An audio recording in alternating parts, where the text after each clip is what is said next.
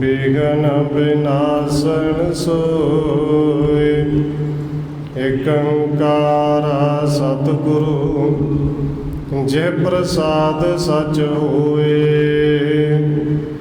वाहिगुरु जी की फतेह है, बिघन विनाशन सोए। वाहिगुरु जी सो हमें उपदेश दृढ़ायो, नाना जुगत संग समझायो। आस संभाखण कर नर तबही, आपे अपने घर के सबही। परम सन्मानयोग सतगुरु चवर छतर तखत दे मालक हाजरा हजूर जहरा जहूर शब्द गुरु जुगों जुग अटल सतगुरु धन श्री गुरु ग्रंथ साहिब महाराज सच्चे पातशाह जी की पावन पवित्र हजूरी अंदर जुड़ बैठे सतसंगी जनों, आप जी वड्डे भागां वाले हो जो सत्कारयोग पूजनीक धन माता राजकौर जी दे पावन स्थान गुरुद्वारा मंजी साहिब विखे शामां दे दीवानां दीयां हाजरियां भर रहे हो। आओ रोजाना की तरह धन गुरु नानक देव सच्चे पातशाह जी की चल रही लड़ीवार इतिहास कथा के नाल अगलेरी सांझ पाउण तो पहला असीस बख्शिश करो जी। रसना नूं करो पवित्र, जितने भी जुड़ बैठे हो लवाओ हाजरी। सारे आखो जी वाहिगुरू जी का खालसा वाहिगुरू जी की फतेह। इसो हमें उपदेश दृढ़ायो, नाना जुगत संग समझायो। कविराज कवि संतोख सिंह जी अगे लिख रहे हैं कि धन गुरु नानक देव सच्चे पातशाह जी हर उदेश के उन्होंने लोगों को उपदेश देंगे कि भाई ये जड़ा मीह पैना या पौना किसी सरेवड़े के हथ में नहीं, ये परमेश्वर का अपना हुक्म है। जो उन्हें पौना पा ही देना है, तो जे तुसी मीह सचमुच मंगना ही तो उस रब तो मंगो, करतार तो मंगो, उनका सिमरन करया करो। हुण गुरु साहिब जी उपदेश देंदे ने तो उत्थों के लोग कहते हैं कि सानू साडे गुरु ने सरेवड़े ने, सानू तो उपदेश ये दिता है कि बंदे तो बंदा पैदा होंदा, बंदा ही सब कुछ, कोई रब नहीं, कोई करतार नहीं। तुसीं मेरा नाम जपया करो, मीह मैं पवावांगा। और सानू कई तरीकों के नाल साडे गुरु ने समझाया है। आस संभाखण कर नर तबही, आपे अपने घर के सबही। हुण गुरु साहिब का पावन बचन उत्थों के लोगों ने नहीं मन्निया कि असीं तो अपने गुरु के पीछे ही लगना है, अपने गुरु का नाम ही जपना है, सरेवड़े के पीछे लगना है। ये कह के लोग आपो अपने घर चले गए। दोहरा बरखा तब ते हट गई, जब के बैठे जाए। तो सतगुरु धन गुरु नानक साहिब ने फिर की कृपा, डेरा ला के बैठ गए। कई दिन लंघ गए, बरसात की लोड़ सी पर बरसात ना पवे। हुण सतगुरु जी बैठे ने कि बरसात कई दिन तो हुई नहीं। लागे खेत सुकन सरब को नह होते उपाए। ते जड़ी खेती सी वो सारी सुकन लगी, फसलां सुक गई, पर उपा कोई नहीं होया, चारा नहीं चलिया। खिंची कला ताहें की सगरी, जे गुर बण्यो होत सब नगरी।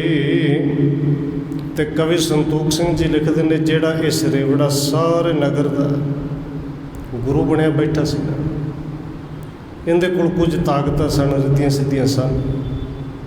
खिंची कला ताहें की सगरी, तो हुण रिद्धियां सिद्धियां दे मालक सतगुरु जी आप उत्थे गए। ये सारी जिहड़ी थोड़ी बहुती उहदे कोल ताकत सी गुरु साहिब जी ने वो भी खिंच ली। जब बरका के पे पहुँचाही, नर मिलेगे सरेवरे पाही।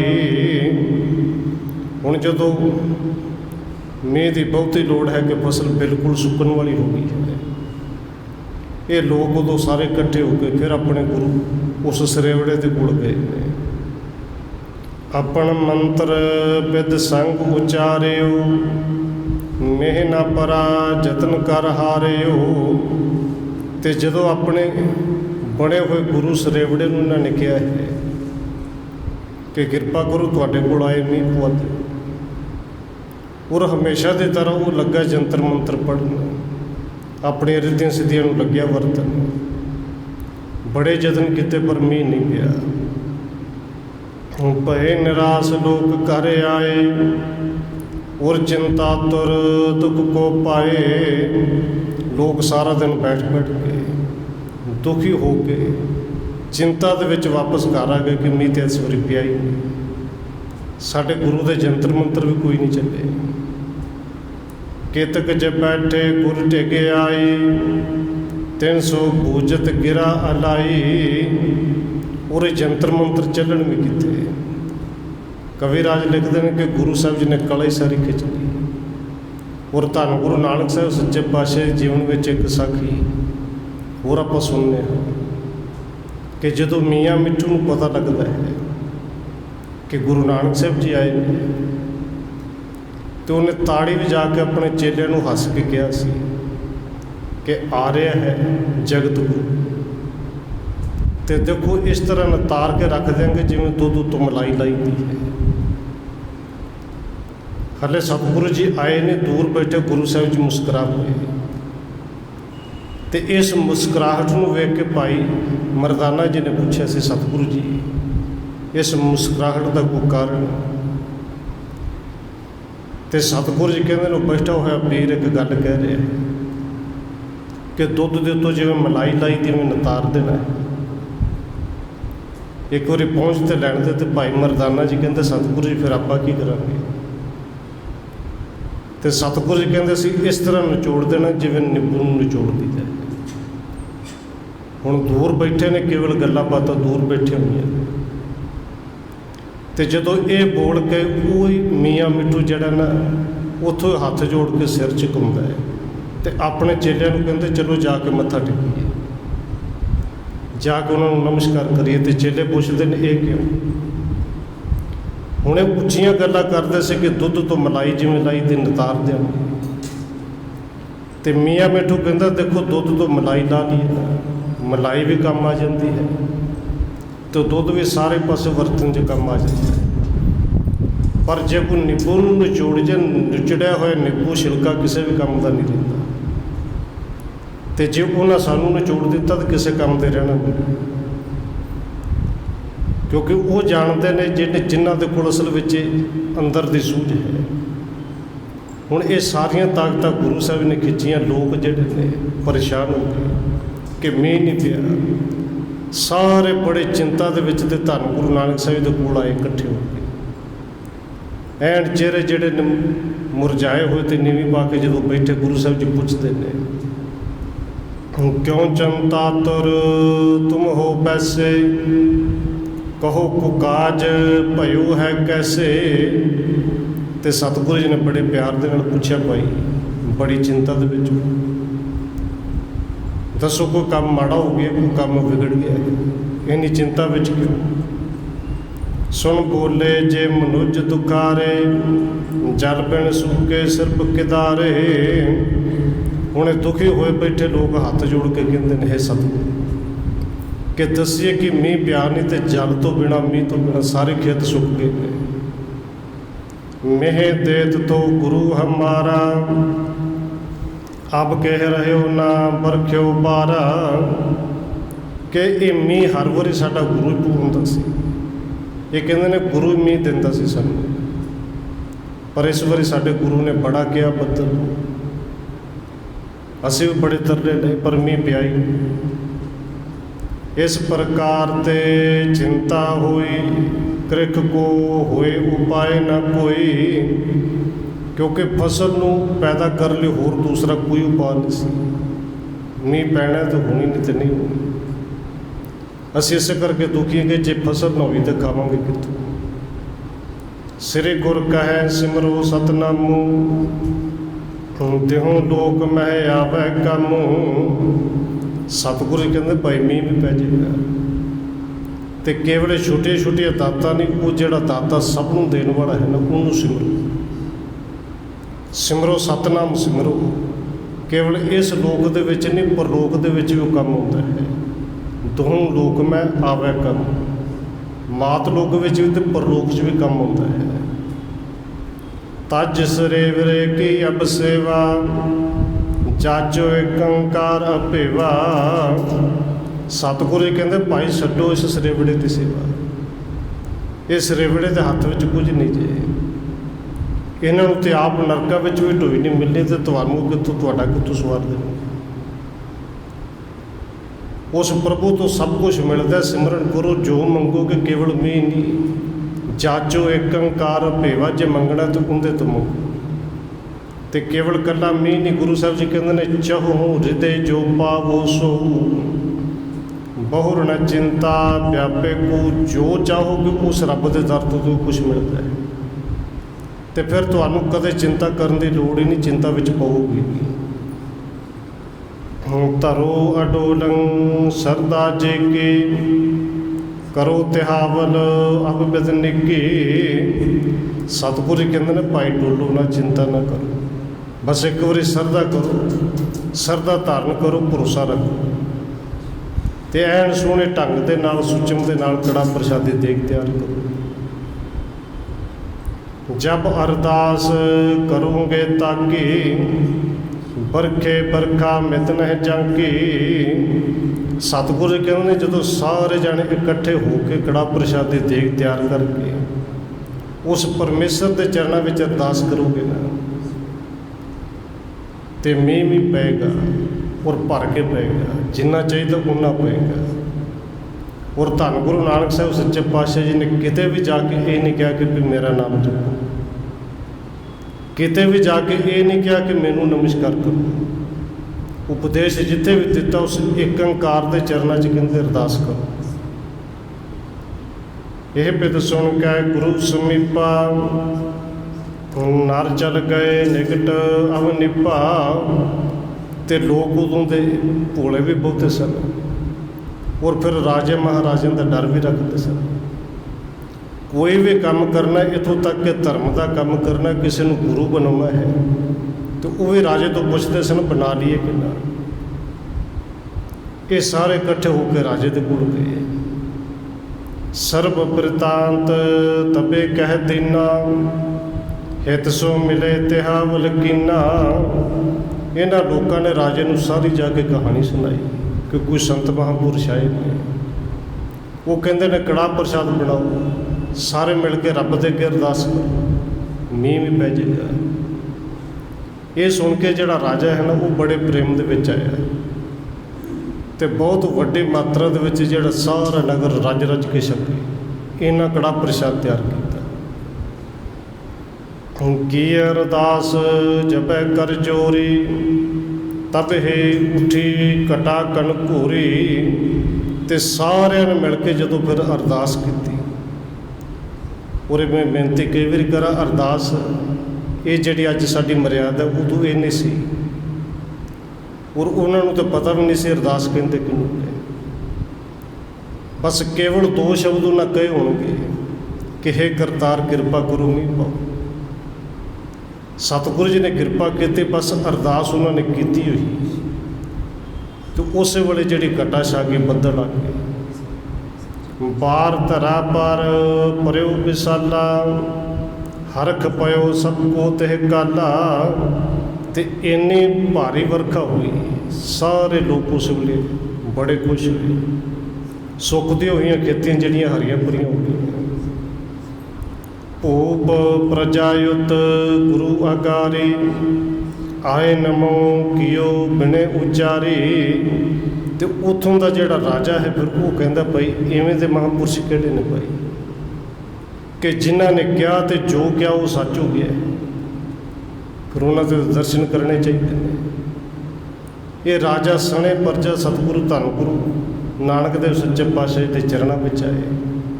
ਨਮਸਕਾਰ ਕਰਕੇ ਹੱਥ ਜੋੜ ਕੇ ਇਹਨਾਂ ਨੇ ਬੇਨਤੀ ਕੀਤੀ, ਤੁਮ ਆਨੰਦ ਕੇ ਕੰਦ ਮੁਕੰਦਾ, ਸਭ ਜਗ ਬੰਦ ਦੁਤੀਏ ਜਗ ਚੰਦਾ। ਇਹ ਰਾਜਾ ਹੱਥ ਜੋੜ ਕੇ ਕਹਿ ਰਿਹਾ ਕਿ ਇਹ ਮੁਕਤੀ ਦੇ ਦਾਤੇ, ਕੇਵਲ ਅਸੀਂ ਤੁਹਾਨੂੰ ਨਮਸਕਾਰ ਨਹੀਂ ਕਰਾਂਗੇ, ਕੇਵਲ ਅਸੀਂ ਨਹੀਂ ਪੂਜਾਂਗੇ, ਤੁਸੀਂ ਤਾਂ ਸਾਰੇ ਸੰਸਾਰ ਦੇ ਪੂਜਨੀਕ ਹੋ, ਸਾਰਾ ਸੰਸਾਰ ਹੀ ਤੁਹਾਨੂੰ ਪੂਜੇਗਾ। ਤੁਸੀਂ ਤਾਂ ਸਾਡੇ ਲਈ ਰੱਬ ਹੋ, ਤੁਸੀਂ ਆਪ ਹੀ ਪਰਮੇਸ਼ਰ ਹੋ। ਨਿਜ ਉਪਦੇਸ਼ ਦੀਜੀਏ ਅਬ ਹੀ, ਕਰੋ ਸਿੱਖ ਸੇਵੇ ਹਮ ਸਭ ਹੀ। ਤੇ ਸਤਿਗੁਰੂ ਜੀ ਹੁਣ ਆਪਣੀ ਕਿਰਪਾ ਕਰੋ, ਸਾਨੂੰ ਆਪਣਾ ਸਿੱਖ ਬਣਾ ਲਓ, ਸਾਡੇ ਗੁਰੂ ਬਣ ਜਾਓ, ਅਸੀਂ ਸਾਰੇ ਮਨੋ ਤਨੋਂ ਤੁਹਾਡੀ ਸੇਵਾ ਕਰਾਂਗੇ। ਕਲਾ ਵਿਸਾਲ ਬਲੋਕ ਤੁਮਾਰੀ, ਸ਼ਰਨ ਗਈ ਅਬ ਕਰੋ ਸੰਭਾਰੀ। ਸਤਿਗੁਰੂ ਜੀ ਤੁਹਾਡੀ ਕਲਾ ਵੇਖ ਕੇ ਤੁਹਾਡੀ ਮਹਿਮਾ ਕੁਝ ਸਮਝ ਵਿੱਚ ਆ ਗਈ ਹੈ। ਹੁਣ ਕਿਰਪਾ ਕਰੋ, ਤੁਹਾਡੀ ਸ਼ਰਨ ਵਿੱਚ ਆਏ ਅਤੇ ਸ਼ਰਨ ਪਿਆਂ ਦੀ ਸਾਡੀ ਲਾਜ ਰੱਖੋ, ਸਾਨੂੰ ਸੰਭਾਲੋ, ਸਿੱਖੀ ਦੀ ਦਾਤ ਦਿਓ। ਪੱਗ ਕੇ ਪਾਹਲ ਦੀਨ ਗੁਰ ਕੀਨੇ ਸਰਬ ਨਿਹਾਲ। ਧੰਨ ਗੁਰੂ ਨਾਨਕ ਸਾਹਿਬ ਜੀ ਨੇ ਸਾਰਿਆਂ ਨੂੰ ਚਰਨ ਪਹੁ ਦਿੱਤੀ, ਸਾਰਿਆਂ ਨੂੰ ਸਿੱਖੀ ਦੀ ਦਾਤ ਬਖਸ਼ ਕੇ ਨਿਹਾਲ ਕੀਤਾ। ਸਤਨਾਮ ਉਪਦੇਸ਼ ਕਰ, ਕਾਟੇ ਬੰਦ ਵਿਸਾਲ। ਤੇ ਸਾਰਿਆਂ ਨੂੰ ਸਤਨਾਮ ਵਾਹਿਗੁਰੂ ਦਾ ਉਪਦੇਸ਼ ਦੇ ਕੇ ਕਿ ਭਾਈ ਕੇਵਲ ਸਤਨਾਮ ਵਾਹਿਗੁਰੂ ਜਪਣਾ ਹੈ, ਕਿਸੇ ਬੰਧਨ ਵਿੱਚ ਨਹੀਂ ਪੈਣਾ, ਕਿਸੇ ਭਰਮ ਵਿੱਚ ਨਹੀਂ ਪੈਣਾ। ਇਹ ਭਰਮਾਂ ਤੇ ਬੰਧਨ ਗੁਰੂ ਸਾਹਿਬ ਨੇ ਸਾਰਿਆਂ ਦੇ ਕੱਟ ਦਿੱਤੇ। ਪੁੰਨ ਸਰੇਵਰਾ ਲੱਜਾ ਧਰ ਕੈ, ਆਇਓ ਚਰਚਾ ਹੇਤ ਵਿਚਰ ਕੈ। ਹੁਣ ਇਹ ਜਿਹੜਾ ਸਰੇਵੜਾ ਸੀ, ਜਿਹਨੂੰ ਲੋਕ ਗੁਰੂ ਬਣਾਈ ਬੈਠੇ ਸਨ, ਇਹਨੂੰ ਪਤਾ ਲੱਗਿਆ ਕਿ ਸਾਰੇ ਦੇ ਸਾਰੇ ਇੱਥੋਂ ਤੱਕ ਕਿ ਰਾਜਾ ਵੀ, ਸਾਰੇ ਪਰਜਾ ਸਣੇ ਰਾਜਾ, ਇਹ ਤਾਂ ਗੁਰੂ ਦੇ ਸਿੱਖ ਬਣ ਗਏ। ਇਹਨਾਂ ਨੇ ਆਪਣਾ ਗੁਰੂ ਹੋਰ ਬਣਾ ਲਿਆ। ਇਹਨੂੰ ਗੁੱਸਾ ਬੜਾ ਆਇਆ ਔਰ ਵਿਚਾਰ ਬਣਾ ਕੇ ਆਇਆ ਕਿ ਮੈਂ ਸਾਰਿਆਂ ਦੇ ਸਾਹਮਣੇ ਜਾ ਕੇ ਉਸ ਗੁਰੂ ਦੇ ਨਾਲ ਚਰਚਾ ਕਰਾਂਗਾ ਅਤੇ ਸਾਰਿਆਂ ਦੇ ਸਾਹਮਣੇ ਚਰਚਾ ਦੇ ਵਿੱਚ ਉਹਨਾਂ ਨੂੰ ਹਰਾਵਾਂਗੇ, ਲੋਕੀ ਫਿਰ ਮੇਰੇ ਚੇਲੇ ਬਣਨਗੇ। ਬੈਠ ਸਮੀਪ ਕਹੀ ਨਿਜ ਗਾਥਾ, ਤਬ ਸ਼ਲੋਕ ਉਚਰਿਓ ਜਗਨਾਥਾ। ਇਹ ਸਰੇਵੜਾ ਵੀ ਸਤਿਗੁਰੂ ਦੇ ਕੋਲ ਆਇਆ ਹੈ, ਆ ਕੇ ਸਤਿਗੁਰੂ ਦੇ ਕੋਲ ਬੈਠ ਗਿਆ ਅਤੇ ਫਿਰ ਆਪਣੇ ਬਾਰੇ ਦੱਸਣ ਲੱਗਿਆ ਕਿ ਮੈਂ ਇਹਨਾਂ ਦਾ ਗੁਰੂ ਹਾਂ, ਮੈਂ ਜਾਣਨਾ ਵੀ ਬੜਾ ਕੁਛ ਹੈ। ਇਸ ਤੋਂ ਪਹਿਲਾਂ ਕਿ ਇਹ ਕੋਈ ਚਰਚਾ ਛੇੜਦਾ, ਫਿਰ ਧੰਨ ਗੁਰੂ ਨਾਨਕ ਦੇਵ ਸੱਚੇ ਪਾਤਸ਼ਾਹ ਨੇ ਉੱਥੇ ਸ਼ਲੋਕ ਉਚਾਰਨ ਕੀਤਾ ਔਰ ਉਸ ਸ਼ਲੋਕ ਦੇ ਵਿੱਚ ਇਹ ਸਰੇਵੜੇ ਜੋ ਕੁਛ ਕਰਦੇ ਨੇ, ਗੁਰੂ ਸਾਹਿਬ ਨੇ ਸਾਰੇ ਕੁਛ ਉਹਨਾਂ ਦੇ ਜੀਵਨ ਦੇ ਵਿੱਚ ਲਿਖ ਦਿੱਤਾ, ਉਹਨਾਂ ਦਾ ਜੀਵਨ ਹੀ ਲਿਖ ਦਿੱਤਾ। ਇਹ ਸਤਿਗੁਰੂ ਦਾ ਸ਼ਲੋਕ ਕਵੀ ਸੰਤੋਖ ਸਿੰਘ ਜੀ ਨੇ ਇੱਥੇ ਅੰਕਿਤ ਕੀਤਾ ਹੈ। ਸ੍ਰੀ ਮੁਖ ਵਾਕ ਸ਼ਲੋਕ ਮਹੱਲਾ ਪਹਿਲਾ। ਸਿਰ ਕੁਹਾਏ ਪੀਏ ਮਲਵਾਣੀ, ਜੁਠਾ ਮੰਗ ਮੰਗ ਕਾਹੀ। ਫੂਲ ਫਤੀਹਤ ਮੋਹ ਲੈਣ ਪੜਾਸਾ, ਪਾਣੀ ਦੇਖ ਸੰਗਾਹੀ। ਹੁਣ ਇਹ ਸ਼ਬਦ ਪੂਰਾ ਸ਼ਲੋਕ ਹੈ। ਸਤਿਗੁਰੂ ਜੀ ਕਹਿੰਦੇ ਭਾਈ ਤੂੰ ਕਿ ਦੱਸਣਾ, ਮੈਂ ਸਾਰੇ ਨੂੰ ਦੱਸ ਦਿੰਦਾ। ਸਾਰੇ ਸੁਣਦੇ ਨੇ। ਭਾਈ ਮਰਦਾਨੇ ਨੂੰ ਕਹਿੰਦੇ ਨੇ ਮਰਦਾਨਿਆਂ ਰਵਾਬ ਛੇੜ, ਹੁਣ ਬਾਣੀ ਆਈ ਹੈ, ਕਿਉਂਕਿ ਹੁਣ ਮੌਕਾ ਹੈ ਸੱਚ ਕੀ ਬਾਣੀ। ਅਤੇ ਗੁਰੂ ਸਾਹਿਬ ਜੀ ਕਹਿੰਦੇ ਨੇ ਸੱਚ ਸੁਣਾਏ ਸੀ ਸੱਚ ਕੀ ਬੇਲਾ। ਹੁਣ ਮੌਕਾ ਹੈ, ਸੱਚ ਹੈ ਅਤੇ ਸਾਰਿਆਂ ਦੇ ਸਾਹਮਣੇ ਫਿਰ ਸੁਣਾਈ ਦੀਏ। ਹੁਣ ਸਤਿਗੁਰੂ ਜੀ ਕਹਿੰਦੇ ਨੇ ਸੁਣ ਲਓ, ਤੁਸੀਂ ਕਹੋ ਸਿਰ ਕੁਹਾਏ। ਇਹ ਸਿਰ ਦੇ ਵਾਲ ਮੁੰਨਦੇ ਨਹੀਂ, ਸਰੇਵੜੇ ਜਿਹੜੇ ਨੇ, ਇਹਨਾਂ ਬਾਰੇ ਆਪ ਜੀ ਨੇ ਸੁਣਿਆ ਹੋਵੇਗਾ। ਇਹ ਵਾਲ ਸਿਰ ਦੇ ਆਪਣੇ ਇੱਕ ਇੱਕ ਵਾਲ ਕਰਕੇ ਮੁੱਢੋਂ ਪੁੱਟਦੇ ਨੇ ਕਿ ਦੁਬਾਰੇ ਉੱਪਰ ਵੀ ਨਾ ਛੇਤੀ। ਸਿਰ ਕਹਾਏ ਪੀਏ ਮਲਵਾਣੀ। ਮਲਵਾਣੀ ਕਿ ਪਾਣੀ ਉਹ ਪੀਂਦੇ ਨੇ ਜਿਹੜਾ ਗੰਦਾ ਹੈ, ਜਿਹੜਾ ਨਹਾਉਣ ਧੋਣ ਦੇ ਕੰਮ ਵੀ ਨਾ ਹੋਵੇ, ਸਾਫ਼ ਪਾਣੀ ਵੀ ਨਹੀਂ ਪੀਂਦੇ। ਜੂਠਾ ਮੰਗ ਮੰਗ ਖਾਈ ਤੇ ਜਿਹੜਾ ਭੋਜਨ ਉਹ ਵੀ ਮੰਗ ਕੇ ਖਾਂਦੇ ਨੇ, ਖਾਂਦੇ ਵੀ ਝੂਠਾ ਨੇ। ਇਹ ਇਹਨਾਂ ਦੀ ਰਹਿਣੀ ਹੈ। ਫਿਰ ਕਹਿੰਦੇ ਫੂਲ ਫਤੀਹਤ ਮੋਹ ਲੈਣ ਪੜਾਸਾ ਫਤੀਹਤ, ਇਹ ਅਰਬੀ ਦਾ ਸ਼ਬਦ ਹੈ ਕਿ ਜਿਹਦਾ ਅਰਥ ਹੈ ਪੈਖਾਨਾ, ਜਿਹਦਾ ਅਰਥ ਹੈ ਮਨੁੱਖਾਂ ਦੀ ਵਿਸ਼ਟਾ। ਇੰਨੀ ਗੰਦਗੀ ਕਿ ਉਸ ਵਿਸ਼ਟਾ ਨੂੰ ਫੋਲ ਕੇ ਉਹਦੇ ਵਿੱਚੋਂ ਪੜਾਸਾ ਲੈਂਦੇ ਨੇ, ਫੋਲਦੇ ਨੇ, ਉਹਦੇ ਵਿੱਚੋਂ ਵੇਖਦੇ ਨੇ ਕੋਈ ਕੀੜਾ ਤੇ ਨਹੀਂ। ਅਸਲ ਵਿੱਚ ਇਹ ਭਰਮ ਦੇ ਵਿੱਚ ਇੰਨੇ ਨੇ ਕਿ ਸਾਡੇ ਕੋਲੋਂ ਜੀਵ ਹੱਤਿਆ ਨਾ ਹੋ ਜਾਏ। ਇਹ ਸਮਝਦੇ ਨੇ ਕਿ ਪਾਣੀ ਵਿੱਚ ਤੇ ਜੀਵ ਹੁੰਦੇ ਨੇ, ਇਸ ਕਰਕੇ ਸਾਫ਼ ਪਾਣੀ ਨਹੀਂ ਪੀਂਦੇ ਕਿ ਜੀਵ ਹੱਤਿਆ ਨਾ ਹੋਵੇ। ਪਰ ਇਹ ਮੂਰਖਾਂ ਨੂੰ ਸਮਝਾਏ ਕਿਹੜਾ ਗੰਦੇ ਪਾਣੀ ਵਿੱਚ ਤਾਂ ਹੋਰ ਜ਼ਿਆਦਾ ਪੈਦਾ ਹੁੰਦੇ। ਇਹ ਪਾਣੀ ਨਾਲ ਨਹਾਉਂਦੇ ਵੀ ਕੋਈ ਨਹੀਂ। ਸਤਿਗੁਰੂ ਜੀ ਕਹਿੰਦੇ ਨੇ ਪਾਣੀ ਤੋਂ ਵੇਖ ਕੇ ਇਸ ਤਰ੍ਹਾਂ ਜਿਵੇਂ ਸੰਗ ਲੱਗਦੀ, ਪਾਣੀ ਦੇ ਤਾਂ ਨੇੜੇ ਨਹੀਂ ਜਾਂਦੇ। ਤੇ ਵੈਸੇ ਲੋਕ ਜਾਂਦੇ ਨੇ ਤੇ ਫਿਰ ਮੰਤਰ ਪੜ੍ਹ ਕੇ ਕਹਿੰਦੇ ਮੈਂ ਮੀਂਹ ਪਵਾ ਦਿੱਤਾ, ਆਪ ਪਾਣੀ ਦੇ ਨੇੜੇ ਨਹੀਂ ਜਾਂਦੇ। ਭੇਡਾਂ ਵਾਂਗੇ ਸਿਰ ਖੁਹਾਇਣ ਭਰੀਣ ਹੱਥ ਸੁਵਾਹੀ, ਤੇ ਸਿਰ ਦੇ ਵਾਲ ਵੀ ਇਵੇਂ ਮੁੰਨਦੇ ਨਹੀਂ, ਕਹਿੰਦੇ ਭੇਡਾਂ ਦੇ ਵਾਂਗੂ, ਜਿਵੇਂ ਭੇਡਾਂ ਦੇ ਤੇ ਫਿਰ ਵੀ ਮੁੰਨੇ ਜਾਂਦੇ ਨੇ, ਪਰ ਇਹ ਕੱਲਾ ਕੱਲਾ ਵਾਲ ਜਿਹੜਾ ਨਾ ਖਿੱਚ ਕੇ ਉਹ ਰਸਵਾ ਮਲ ਕੇ ਫਿਰ ਪੁੱਟਦੇ ਨੇ। ਭੇਡਾਂ ਵਾਂਗੀ ਸਿਰ ਖੁਹਾਇਣ ਭਰੀਣ ਹੱਥ ਸੁਆਹੀ, ਹੱਥ ਵੀ ਸੁਆਹ ਨਾਲ ਭਰੇ ਜਾਂਦੇ ਨੇ, ਸਿਰ 'ਚ ਵੀ ਸੁਆਹੀ ਪਾ ਲੈਂਦੇ ਨੇ। ਮਾਊ ਪੀਊ ਕਿਰਤ ਗਵਾਇਣ ਟੱਬਰ ਰੋਵਣ ਧਾਹੀ, ਤੇ ਸਰੇਵੜਿਆਂ ਦੇ ਜਿਹੜੇ ਬਣੇ ਹੋਏ ਚੇਲੇ ਨੇ ਅੱਗੋਂ ਚੇਲੇ ਬਣਾਉਂਦੇ ਨੇ, ਕਹਿੰਦੇ ਮਾਂ ਪਿਓ ਵਾਲੀ ਕਿਰਤ ਤੇ ਉਹਨਾਂ ਦੀ ਗਵਾਹੀ ਦਿੰਦੇ ਨੇ। ਭਾਵ ਕਿ ਜਿਹੜਾ ਹੱਥੀਂ ਕਿਰਤ ਕਰਕੇ ਟੱਬਰ ਨੂੰ ਪਾਲਣ ਵਾਲਾ ਕੰਮ ਤੇ ਮੁੱਢੋਂ ਖਤਮ ਕਰ ਦਿੰਦੇ ਨੇ ਕਿ ਟੱਬਰ ਭਾਵੇਂ ਟਾਹਾਂ ਮਾਰ ਕੇ ਰੋਵੇ ਕੁਛ ਕਰੇ, ਜੇ ਤੁਸੀਂ ਸਰੇਵੜੇ ਬਣਨਾ ਹੈ ਤੇ ਮਾਂ ਪਿਓ ਵਾਲੀ ਕਿਰਤ ਨਹੀਂ ਕਰਨੀ। ਕਰਨਾ ਕੀ ਹੈ ਕਿ ਲੋਕਾਂ ਦੇ ਘਰੋਂ ਕੇਵਲ ਮੰਗ ਕੇ ਖਾਣਾ, ਵਿਹਲੇ ਬਹਿਣਾ ਹੈ। ਕਹਿੰਦੇ ਮਾਊ ਪੀਊ ਕਿਰਤ ਗਵਾਇਣ ਟੱਬਰ ਰੋਵਣ ਧਾਹੀ, ਉਹਨਾਂ ਪਿੰਡ ਨਾ ਪੱਤਲ ਕਿਰਿਆ ਨਾ ਦੀਵਾ ਮੂੰਹ ਕਥਾਉ ਪਾਹੀ। ਕਿਉਂਕਿ ਇਹ ਜਿਹੜੇ ਸਰੇਵੜੇ ਨੇ ਕਿਸੇ ਵਿੱਚ ਵੀ ਨਹੀਂ ਹੁੰਦੇ, ਨਾ ਇਹ ਹਿੰਦੂ, ਨਾ ਇਹ ਮੁਸਲਮਾਨ, ਨਾ ਜੈਨੀ, ਨਾ ਈਸਾਈ, ਨਾ ਮਸਾਈ। ਸਤਿਗੁਰੂ ਕਹਿੰਦੇ ਨੇ ਹਿੰਦੂ ਵੀਰ ਤੇ ਫਿਰ ਵੀ ਚਲੋ ਉਹਨਾਂ ਦੀ ਕੋਈ ਨਾ ਕੋਈ ਕਿਰਿਆ ਕਰਦੇ ਨੇ, ਪਿੰਡ ਭਰਦੇ ਨੇ, ਪੱਤਲ ਭਰਦੇ ਨੇ, ਕੋਈ ਦੀਵਾ ਜਗਾਉਂਦਾ ਹੈ। ਤੁਸੀਂ ਤੇ ਵੀ ਕੰਮ ਕੋਈ ਨਹੀਂ ਕਰਦੇ। 68 ਤੀਰਥ ਤੇ ਨਾ ਢੋਈ ਬ੍ਰਾਹਮਣ ਅੰਨ ਨਾ ਖਾਹੀ। ਹਿੰਦੂ ਵੀਰ ਤੇ ਫਿਰ ਵੀ ਮੰਨਦੇ ਨੇ ਕਿ ਤੇ ਭਾਵੇਂ ਉਹਨਾਂ ਦਾ ਹੈ ਤੇ ਭੁਲੇਖਾ ਹੀ ਕਿ 68 ਤੀਰਥਾਂ ਦੇ ਨਾਵਾਂਗੇ ਸ਼ਾਇਦ ਮੁਕਤੀ ਮਿਲ ਜੇ। ਸਤਿਗੁਰੂ ਜੀ ਕਹਿੰਦੇ ਤੁਹਾਡੇ ਵਰਗੇ ਲੋਕਾਂ ਨੂੰ ਤੇ ਇਹ ਤੀਰਥ ਵੀ ਜਿਹੜੇ ਥਾਂ ਨਹੀਂ ਦਿੰਦੇ, ਢੋਈ ਨਹੀਂ ਦਿੰਦੇ। ਔਰ ਤੀਰਥ ਦਾ ਆਖਰੀ ਅਰਥ ਜਿਹੜਾ ਹੁੰਦਾ ਵੈਸੇ ਉਹ ਪਾਣੀ ਹੈ, ਜਿੱਥੇ ਸਰੋਵਰ ਹੈ, ਕੋਈ ਨਦੀ ਹੈ, ਜਿੱਥੇ ਨਹਾਉਣ ਧੋਣ ਦਾ ਟਿਕਾਣਾ ਹੈ, ਉੱਥੇ ਤੇ ਜਾ ਕੇ ਰਾਜੀ ਨੇ ਗੁਰੂ ਸਾਹਿਬ ਜੀ ਕਹਿੰਦੇ ਤੁਹਾਨੂੰ ਢੋਈ ਵੀ ਨਹੀਂ ਦੇਣੀ। ਬ੍ਰਾਹਮਣ ਤੇ ਕਿ ਤੁਹਾਡੇ ਕੋਲੋਂ ਅੰਨ ਕੋਈ ਵੀ ਨਾ ਖਾਵੇ ਲੈ ਕੇ, ਗੰਦੇ ਹੀ ਇੰਨੇ ਨੇ। ਸਦਾ ਕੁਚੇਲ ਰਹੇ ਦਿਨ ਰਾਤੀ ਮੱਥੇ ਟਿਕੈ ਨਾਹੀ।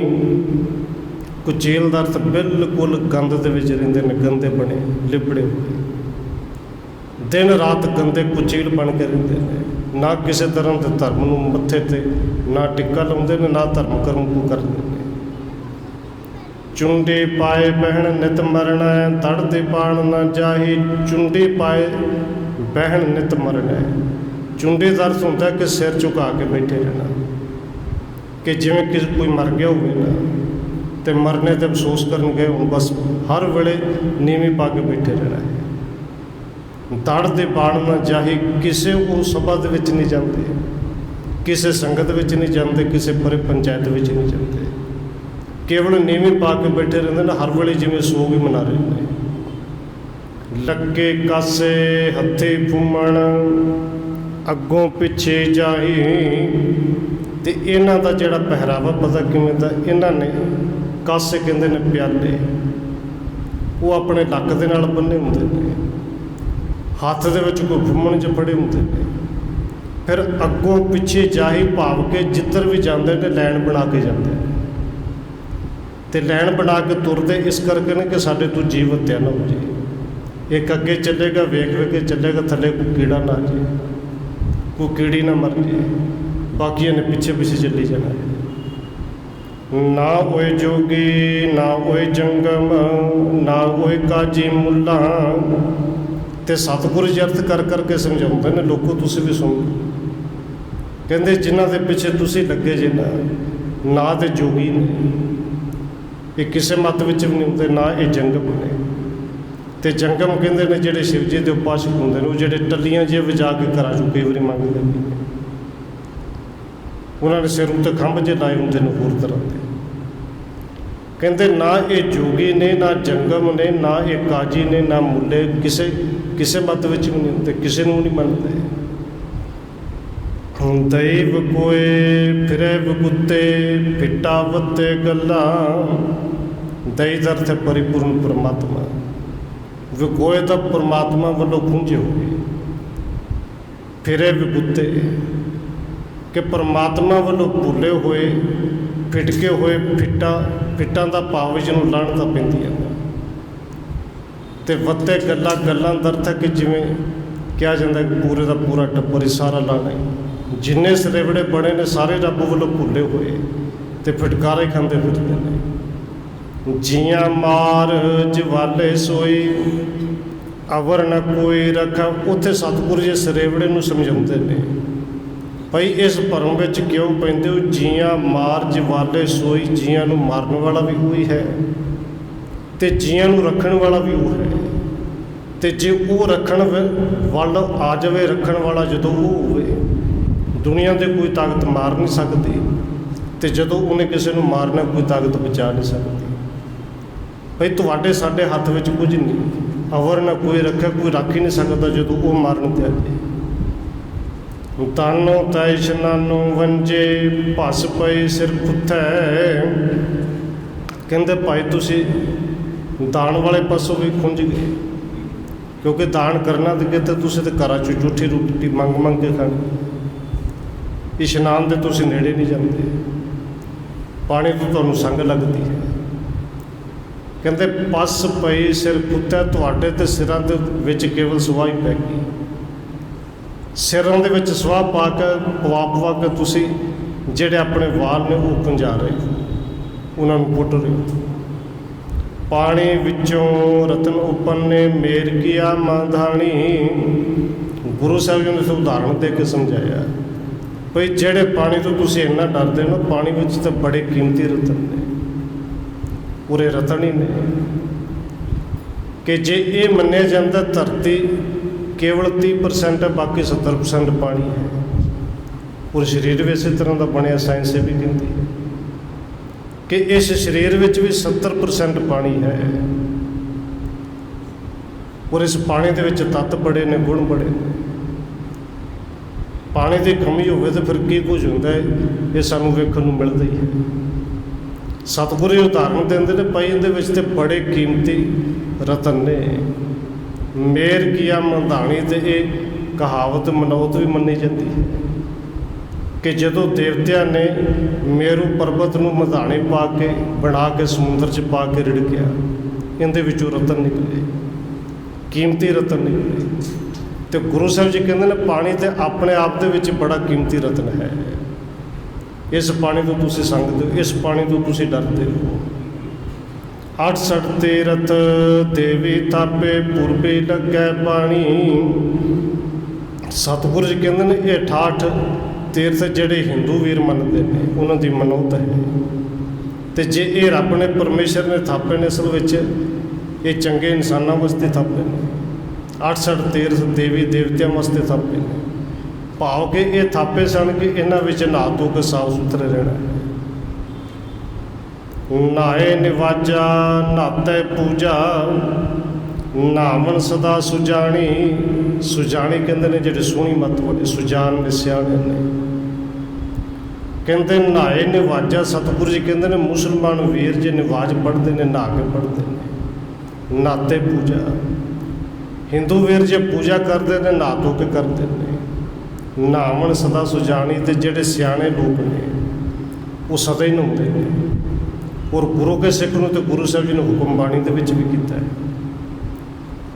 कि गुरु का सिख है ही वो सवेरे उठे नाम ते आवे, फिर इशनान करे, फिर संगत विच जाए। पूरे पावन बचन आप सब नूं चेते है कि गुर सतगुर का जो सिख खाए सो भलके उठ हर नाम ते आवे। उदम करे भलके प्रभाते इशनान करे, अमृत सरना पाए। इशनान करके फिर संगत विच आवे, फिर गुरु शब्द विच टुब्बियां लाए। हुण सतगुरु जी कहते हैं भाई वो तो कोई नहा के निवाज पढ़ता, कोई नहा के पूजा करता, सियाणे ने ते जिउंदिया की कहते मूया जीवदियां गत होवे, जां सिर पाइए पानी। वो जिउंदियां तो नहाउंदे ही ने, वो तो मरण तो बाद भी सिर च पानी पा दिंदे। इशनान करवाए जाते हैं संस्कार तो पहले, जे दफनाउणा तां भी नहा धो के इशनान करा के दफनाओ। तो भाई तुसीं जिउंदे ही पानी नहीं पाउंदे सिर च, सवाई पाई जाती। नानक सिर कुत्ते शैतानी, इन्ना गल ना पानी। सतगुरु धन गुरु नानक साहब जी कहते हैं भाई ये सिर कुत्ते लोग शैतान ने, मेरे भूत ने, इन्हों रब के परमेश्वर की बनाई हुई बनतर पाउंदी नहीं, चंगी नहीं लगती। पानी तो नहाउण धोण वास्ते सी, पानी तो पीण वास्ते सी, पर इन्हां दे अंदर एक भरम ऐसा पै गया कि पानी में जी है, इनू नहीं पीना, जे पीना तो गंदा ही पीना है। हुण गुरु साहब जी ने इत्थे सारा श्लोक उच्चारण किया, तो जो कुछ वो करते हैं ये सच सारिਆਂ ਦੇ सामने खोलिया, तो उन्होंने भी समझाया। सुन श्लोक को अधिक लजावा, उन्हें अपनी चाहे कला दिखावा। हुण ये जिहड़ा सरेवड़ा पूरा श्लोक सुन के अर्थ सुन के बड़ा शर्मसार होया कि जिहड़ी गल लोकां नूं नहीं सी पता अज तो भी पता लग गई। ये शर्मसार होंदा होया हुण अपनी कला विखाउणी चाहुंदा, कोई शक्तियां विखाउणा चाहुंदा है कि किसी तरह मेरी फिर जित होवे। जंत्र मंत्र को जोर लगावा, तिन ते गुर पर कशना बसावा।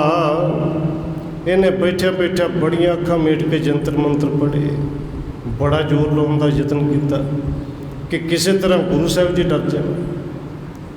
पर इनू समझावे किहड़ा कि इन्हां शक्तियों के मालक ते आप ने, परमेश्वर ते आप ने, तेरे सामने बैठे ने, वस कोई नहीं चलिया, जोर बड़ा लाया। जाने जब विशाल बिद निकी, शरदा धरत पयो तब जी की। इन्हें कोल जिन्नियां को ताकत सी, जिन्ना को जोर ला सकता सी, पूरे का पूरा जोर लाया। पर जदों कोई शक्ति कोई ताकत काम नहीं आई, इन्हूं एक गल समझ लग गई कि सारिया शक्तियों के मालक तो ये आप ही ने। बस अंदरों देन हो गया, फिर श्रद्धा आ गई कि जे सारिया शक्तियों के मालक ये आप ने, फिर तो परमेश्वर ही ने।